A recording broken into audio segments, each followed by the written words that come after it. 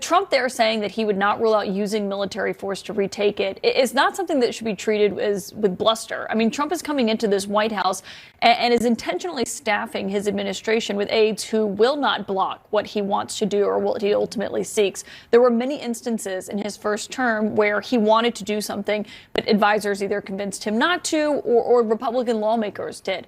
That is not going to be the same Washington that we are encountering in 13 days from now when Trump takes office. So I would treat everything he said there quite seriously. I mean, moments after he said he wanted to rename the Gulf of Mexico to the Gulf of America, Marjorie Taylor Greene is saying that she's going to advocate for that.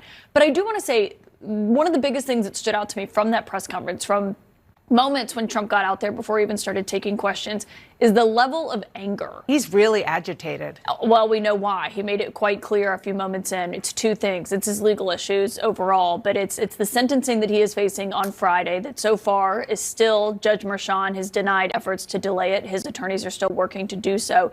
And two, it's this report by Jack Smith that we are told is imminent and is going to come out. Trump was informed during that Judge Cannon down in Florida has tried to temporarily block that. Well, it's not a settled matter. We'll see if it's successful. But his level of anger over that is unmistakable. He has not been this angry since he won the election. And John, I wanted to intentionally start a little bit micro on Panama and on Greenland, particularly since his son is in Greenland as we speak.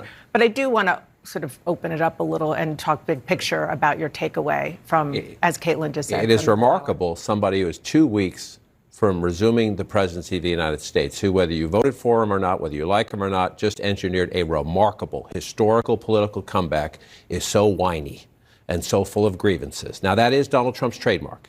That has been his trademark since he came down that escalator. He uses grievance to keep his people together, to keep his base together, and to keep his team loyal. But he came out, clearly, his lawyers had access to the Jack Smith report at a private meeting here in Washington, D.C. They have briefed him on it. He is going to now try to use every legal power he can to prevent its release. You could see how angry he was about it. There's the sentencing on Friday.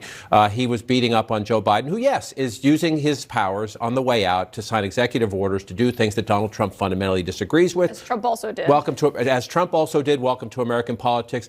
But talking about how he's inheriting a mess, he's inheriting the strongest economy in the world.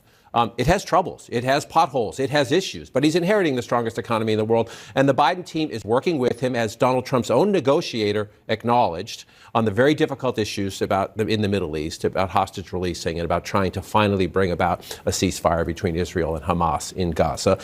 His negotiator was very polite and respectful of the Biden administration. Trump was quite scornful and not factual.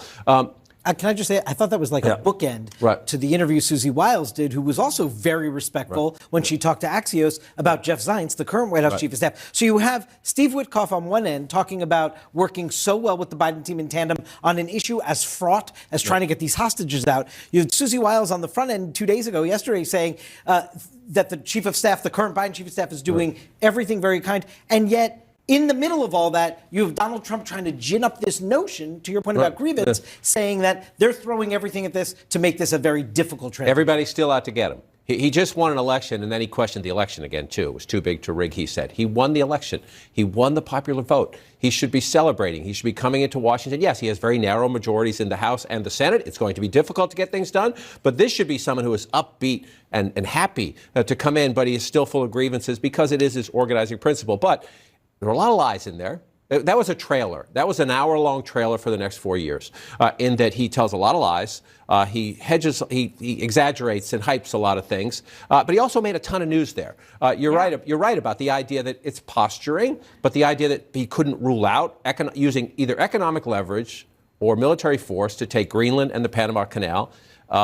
He says he's going to rename the Gulf of Mexico the Gulf of America. Canada, our closest friend in the world, our neighbor to the north, a giant economic partner, is in the middle of a political crisis right now, and he just poured kerosene on the fire. Well, that's why he did it. Military action there. Yeah, he did rule out. Well, he did. He did actually rule out military action. But he said he would use economic leverage. Right. He did. Yeah. He said, I will use economic force because Canada. Actually, let's listen to what he said. Your neighbor's house is on fire, and you don't call the fire department. You pour kerosene on it. Let's listen.